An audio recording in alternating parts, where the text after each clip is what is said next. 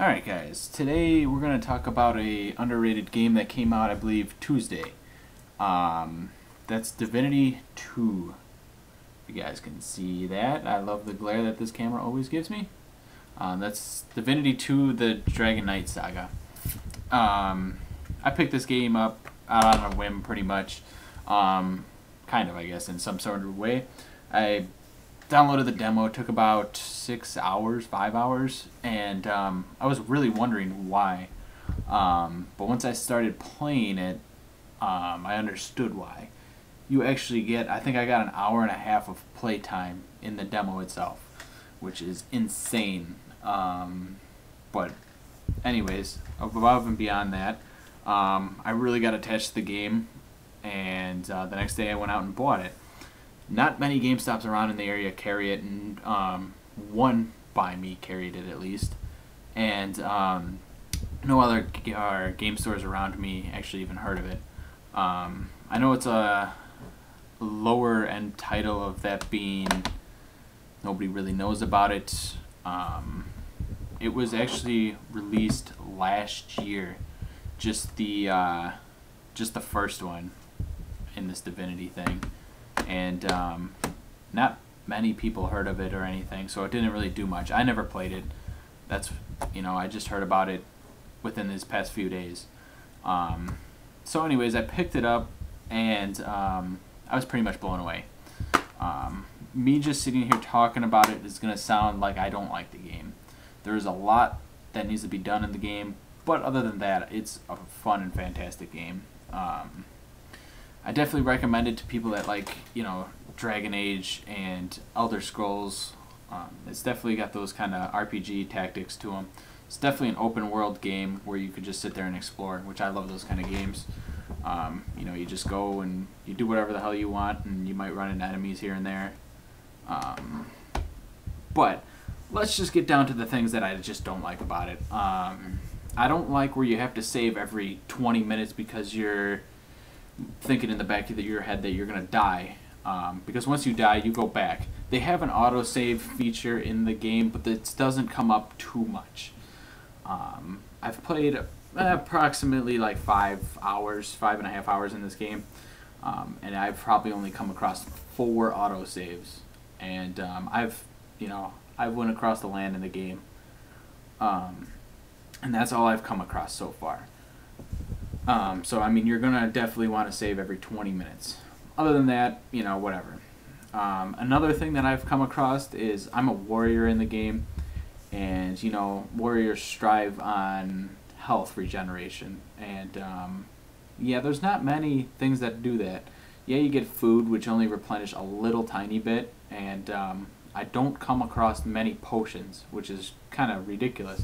I've looked in the many stores that I've come across, and I haven't found any. Still blows my mind. So you're going to be having to kill enemies and walk backwards if you are the warrior. Kill enemies, walk backwards, regenerate. Just keep doing that constantly. I've played games like that. It bothers me, but yet it just, whatever. The whole fighting aspect of it reminds me more of a Dragon Age kind of thing. It's just kind of goofy. I don't know.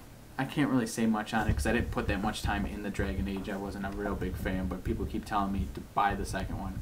I'll get around to it when I get the money. The game also reminds me of Warcraft and Fable. I mean, not as much as Fable, though. I've talked to friends, and they've said, it's kind of like Fable. You get to run around and kick chickens and this and that. Yeah, you can kill chickens in the game, but that's not the first game that ever, put that in a game. I remember back in Zelda, A Link to the Past, where you slash the frickin' chickens and they all get, pissed off and blah, blah, blah. That's above and beyond the point. The warrior status kind of reminds me of Warcraft, like when you're actually fighting, like how he hops around and things like that. It really reminds me of like an undead warrior that I used to have in Warcraft, which is completely fine. It's just kind of a little too unrealistic.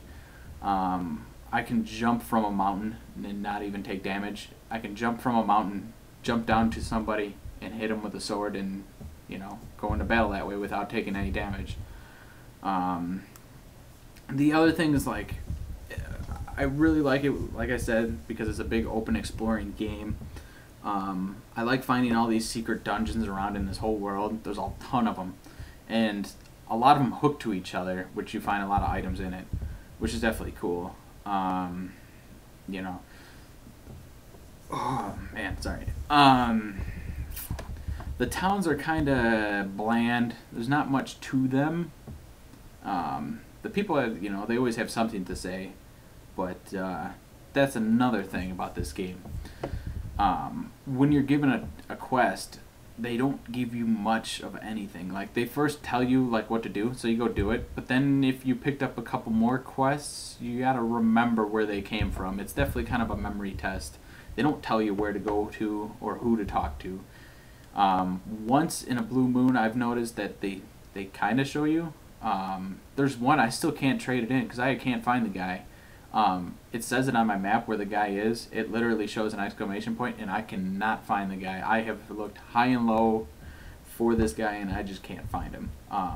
Which I wish they would have put out a strategy guide for the game. Usually I don't like to resort to that, and I like to figure things out for myself.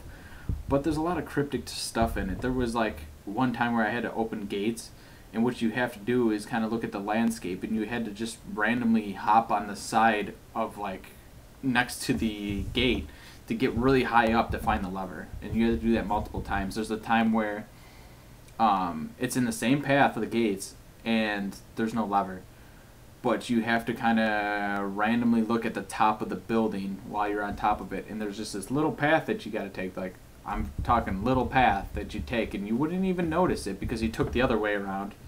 It's really hard to explain while talking about it.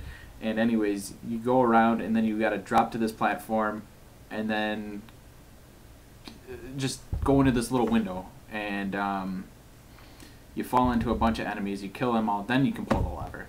So you go behind the gate, but it's just like, how many times I sat there and I looked for that thing is just unreal. But I mean, definitely, if you pick up this game, definitely you're gonna have to pay attention to details. There's definitely a lot of that. But you know, as graphic-wise goes, this game, it runs on the Oblivion engine, which is definitely nice. The game is wonderful to look at. It's definitely really creative. The music, you know, it's got the nice charm to it. I think they have like a minute and a half loop on a lot of the songs, but that's just me. I mean, everything else seems to be polished correctly. And, you know, I've pointed out a lot of defaults, but you know what?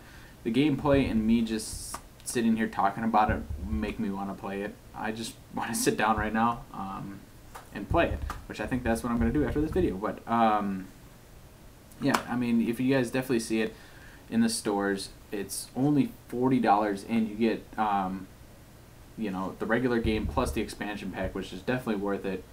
All games should be $40 just like this, because it's, you know, you look at it, it's just like, whatever, it's $40, who cares? And it's definitely a great game. So definitely, if you guys see that and you're a fan of Dragon Age and Elder Scrolls, definitely pick this one up. It's definitely something that you're not going to want to miss out on. It's not getting the credibility that it should, and yeah, that's pretty much what I got to say about it. And yeah, so I'm going to try and make a longer video, maybe me trying to talk more about it if I run into different things. I don't want to give anything out about the story or anything. It's definitely, you know, it's definitely what you paid for, $40 story. It's really good, but it's not, you know, mind-blowing or anything, but it's definitely pretty cool. So yeah, I thought I would make a video because not many people have heard of the game, or even there's not even really any reviews up for it. So hopefully my insight of it really kind of helps it a little bit of your thought on it. I mean, or even go get the demo. You know, it's gonna take a while because you actually download, I think, the whole world of the game, so it takes a little bit. So anyways, thanks for watching.